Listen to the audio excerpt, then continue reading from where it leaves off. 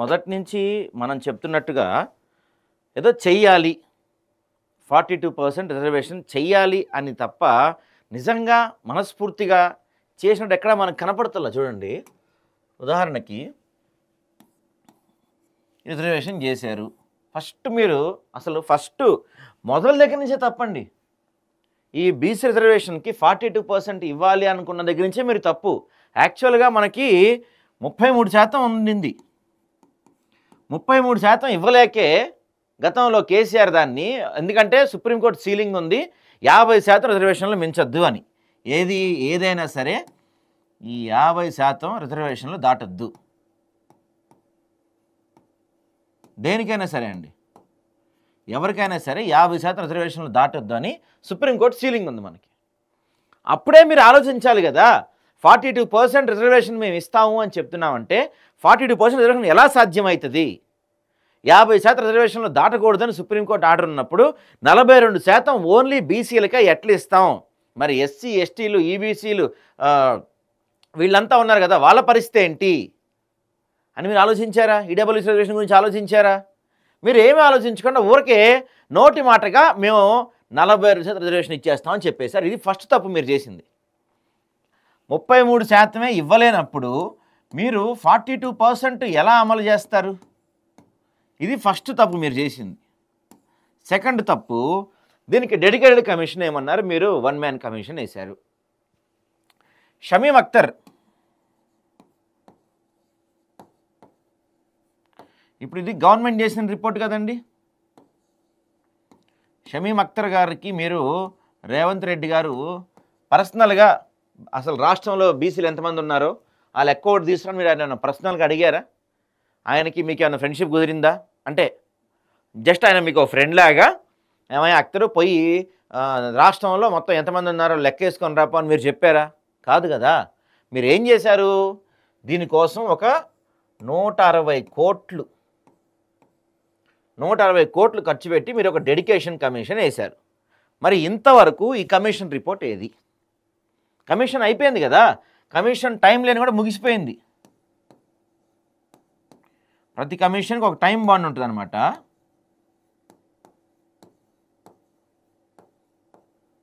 Time line ముగిసిపోయింది. ఇంతవరకు ఈ షమీమ్ అఖ్తర్ రిపోర్ట్ ఏది?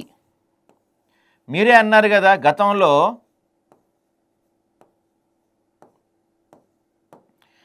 మీరేం అన్నారు, కేసీఆర్ అప్పుడు ఆ మధ్య ఈ సకల జనుల సర్వే అనేది చేశాడు కదా, ఆ సర్వే రిపోర్ట్ ఇవ్వలేదు, ఆయన దాచుకున్నాడు, ఆయన ఇంట్లో పెట్టుకున్నాడు, రకరకాల మాటలు మాట్లాడినా మీరు. మరి షమీమ్ అఖ్తర్ ఇచ్చిన రిపోర్ట్ ఏది? షమీమ్ అఖ్తర్ ఎప్పుడన్నా మీ ముందుకు వచ్చి ఇచ్చాడా? మీరు దాన్ని పబ్లిక్ డొమైన్లో పెట్టారా? ఎందుకు పెట్టలేదు? ఆ రిపోర్ట్ ఎక్కడ ఉంది? ఇంతవరకు దానిపైన సమాధానం లేదు. తర్వాత ఈ షమీమ్ అఖ్తర్ సరే ఏదో కమిషన్ రిపోర్ట్ ఇచ్చాడు, మీకు సపరేట్గా మీ ఒక్కరికే ఇచ్చాడు అనుకుందాం. ఆ రిపోర్ట్ని మీరు కేంద్రానికి పంపి పార్లమెంట్లో బిల్ పెట్టించాలి, కానీ రాష్ట్రపతి 9th షెడ్యూల్లో పెట్టించాలి. మీరు దాన్ని 9th షెడ్యూల్లో పెట్టించకుండా మీరు దీన్ని ఏం చేశారు? రాష్ట్రపతికి పంపించారు. రాష్ట్రపతి గారికి పంపించి మీరు అడిగింది ఏంటి? దీనికి ప్రొటెక్ట్ చేయమని అడిగారు అంతే, దీన్ని బిల్ చేయమని అడగలేదు మీరు. ఈరోజు కోర్టు నెలలోపు మీరు రిజర్వేషన్ సంగతి తేల్చండి అంటే ఈరోజు మీరేం మాట్లాడుతున్నారు?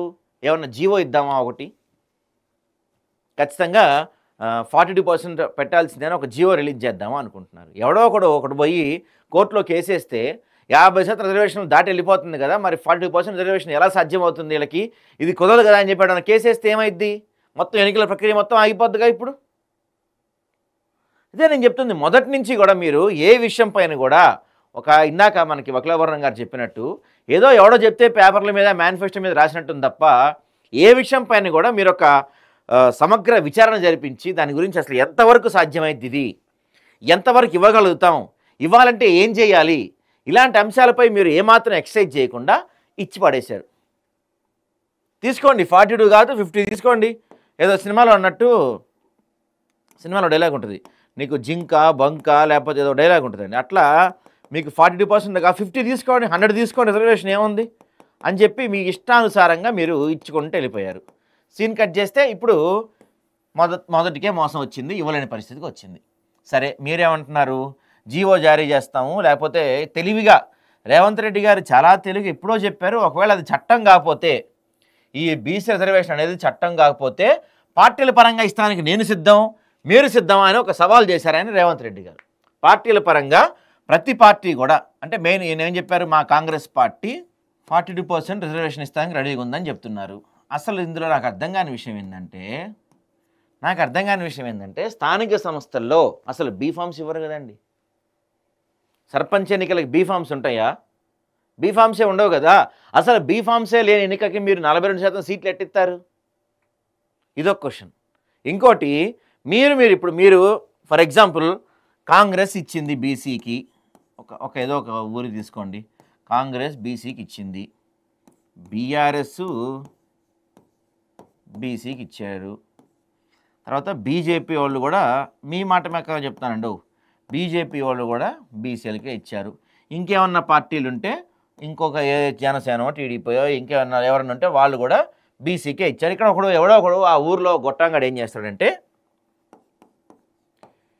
ఇండిపెండెంట్ ఒకడు ఏం చేస్తాడు, ఓసీ నిలబడతాడండి. ఇక్కడి నుంచి ఓసీ నిలబడతాడు ఇక్కడ ఈ ప్రాంతం నుంచి.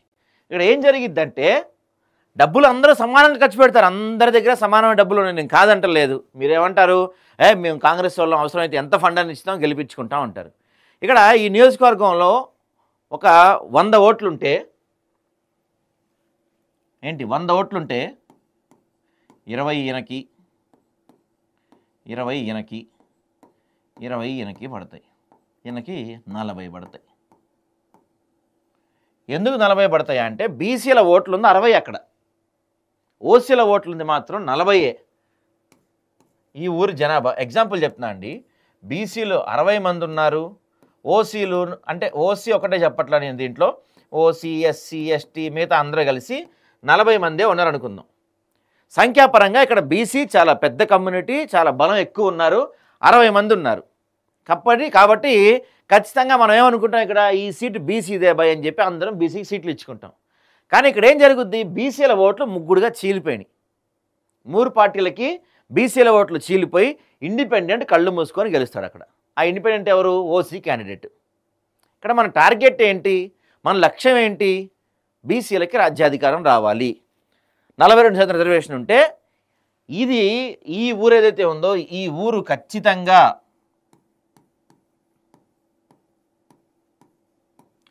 బీసీ రిజర్వ్డ్ కనుక అయ్యి ఉంటే ఈడు పోటీ చేయలేడు, ఈ ఇండిపెండెంట్ పోటీ చేయలేడు.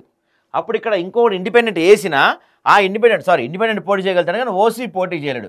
అప్పుడు ఇక్కడ ఇంకో ఇండిపెండెంట్ వేసినా ఆ ఇండిపెండెంట్ కూడా బీసీఏ అవుతాడు.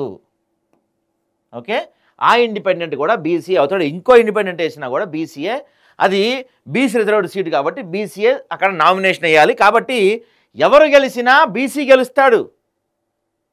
అక్కడ పార్టీలు మనకి ఇంపార్టెంట్ కాదు, మనకి బీసీ బిడ్డ అక్కడ ఉండాలి, రాజ్యాధికారం ఉండాలి బీసీ బిడ్డకి అనేది మన టార్గెట్. సో ఇక్కడ అది బీసీ రిజర్వ్డ్ సీట్ అయిందనుకోండి, ఎవడు గెలిచినా బీసీ బిడ్డ గెలిచినట్టు కాదు, అది ఓపెన్ కేటగిరీ, ఎవరన్నా నామినేషన్ వేసుకోవచ్చు. ఏమవుతుంది, 3 బీసీ నామినేషన్ వేస్తారు, ఒకళ్ళు ఓసీ వాళ్ళు నామినేషన్ వేస్తారు, లేకపోతే ఈ పార్టీలోనే ఏదో పార్టీ ఓసీ సీట్ ఇస్తుంది, కళ్ళు మూసుకొని గెలిచి మళ్ళీ అడుగు కూర్చుంటారు.